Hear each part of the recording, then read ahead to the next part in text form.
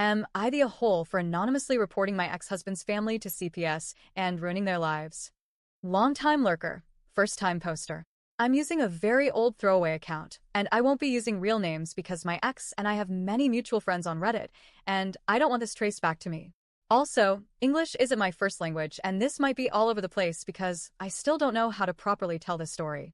But I'll try my best. I'm a 38-year-old woman, and my ex-husband, Ben, also 38M, and I got married when we were both 26. We had been together since we were 19. For most of our relationship, people around us thought we were the golden couple, solid, loving, and always in sync. But there was one major dynamic that shaped our relationship from the beginning. Ben was a family man. He grew up in a big, tightly knit family. Parents still happily married, two younger siblings he called his lifelong best friends, and an extended family that had reunions and gatherings practically every other week. Birthdays, holidays, random Tuesdays, it didn't matter. The family came together to celebrate everything. Even Uncle Charlie being in town was cause for a barbecue and a family photo. In contrast, my background was, well, the polar opposite. I had a very broken and deeply traumatic childhood. I was abandoned as a baby and adopted by a couple who should never have become parents in the first place. My adoptive mother never wanted kids and constantly told me as much. My father only agreed to the adoption to try to save their crumbling marriage. It didn't work. My entire upbringing was filled with emotional neglect, physical abuse, and verbal degradation. I was told daily that I was unwanted, that I was a burden, that I should have never been born. When I was 10, my parents finally divorced. But instead of fighting for custody of me, they fought to avoid it. The court eventually decided I'd stay with my father. He was considered the less abusive of the two. But less abusive still meant I had no key to the house. I was locked out until he returned home at night. I had to wander the streets or hide in libraries until he'd let me in, just to have a roof over my head. By the age of 15, I moved out. I lived on my own, doing things I'm not proud of just to survive. But I made it. I earned a bachelor's degree. And while studying, I met Ben. He was kind. He was steady. And he made me feel like maybe, just maybe, I deserved a better life. He knew about my past. All of it.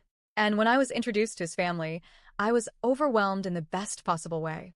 They welcomed me with open arms. His parents, his siblings, even the extended cousins, they didn't just treat me like Ben's girlfriend. They treated me like one of their own. I had never felt so included, so embraced, so safe.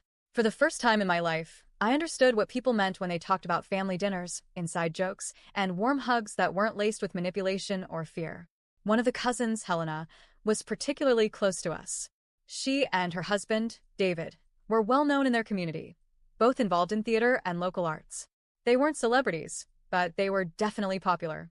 Public figures with large social media followings, very active on Facebook. I even got to witness Helena give birth to her oldest daughter, Mia. I held that baby in my arms. I watched her grow up. I saw her first school play, first dance recital. It was beautiful. She was beautiful. But life, as it often does, shifted. Ben and I divorced when we were 31. It was a mutual decision, but I was the one who finally pulled the plug. There was no betrayal, no dramatic fallout. We simply grew apart. We still talk occasionally when we bump into each other at mutual friends' gatherings, and we've both moved on with new partners. After the divorce, I cut off contact with his family completely, not because I hated them, but because I didn't want to make it harder for anyone. I didn't want to confuse boundaries or divide loyalties. They were his family. I had been part of it for over a decade, but it felt wrong to stay connected. Still, I kept them on my Facebook friends list, mostly out of inertia. I didn't check in much, until one day, months after the divorce, something popped up on my timeline that made my heart sink. Helena had made a public post. Not friends only. Not restricted. Public. It called out 3 young girls by full name, accusing them of bullying Mia. According to the post, Mia, then 11 years old, had developed an eating disorder. She had started restricting food, vomiting daily, and lying about what she ate. Helena blamed it all on these girls, and by extension, their parents. It was a furious, emotionally raw post. And I could understand the pain behind it. But the way it was handled? I was horrified. And then came more posts. Over the next 6 months, Helena and David began checking in at youth psychiatric hospitals, often using crying emojis, captions like, "Oh no, here again." They posted baby pictures of Mia, paired with heartbreaking captions like, "Remember when life was beautiful, sweet girl?" They even posted photos of her bare spine and stomach, showing how thin she had become. Again, these were fully public. I couldn't believe what I was seeing. It felt like Mia's pain, her trauma, was being performed for likes and sympathy. Her body, her suffering, was being broadcast to thousands. There was no protecting her privacy. No consideration for what that kind of exposure could do to a child, especially one already struggling with disordered eating and mental health. I messaged Ben. I told him what his cousin was doing was dangerous. He agreed, but said the family had already confronted Helena and David. Their response? We're only doing what's best for Mia. I couldn't sleep that night. I thought about myself at 11. I thought about what it felt like to be completely alone. And then I thought about how different that pain would have felt if it had also been posted online for the world to see, if my worst moments, my trauma, had been public property. I was already broken back then. That kind of humiliation might have shattered me completely. And so, I did it. I took screenshots of every public post. I compiled the photos, the captions, the check-ins. Then I filed an anonymous report to CPS, attaching all the evidence. I didn't know if anything would come of it, but I had to try.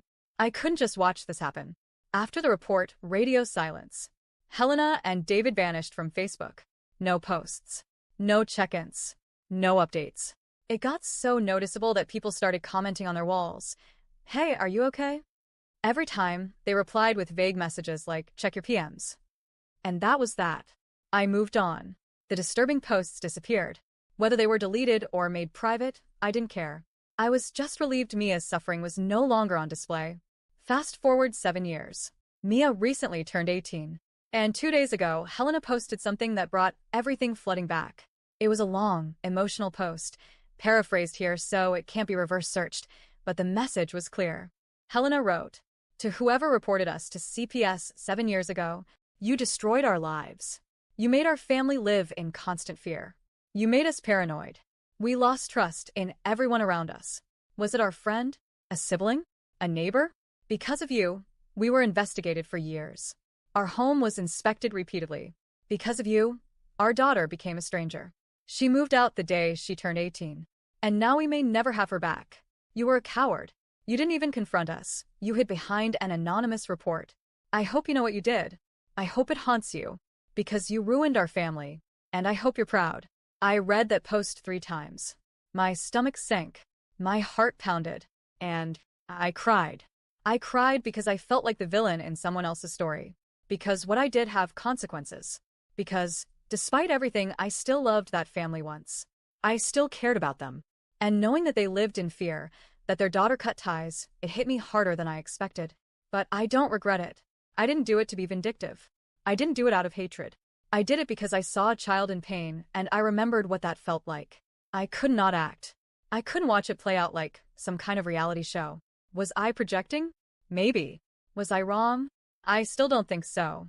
Did I ruin their lives? Maybe, but maybe not. Maybe I just interrupted a narrative that needed to be stopped. So, here's the question that's been haunting me ever since. Am I the a-hole for anonymously reporting my ex-husband's family to CPS and essentially ruining their lives?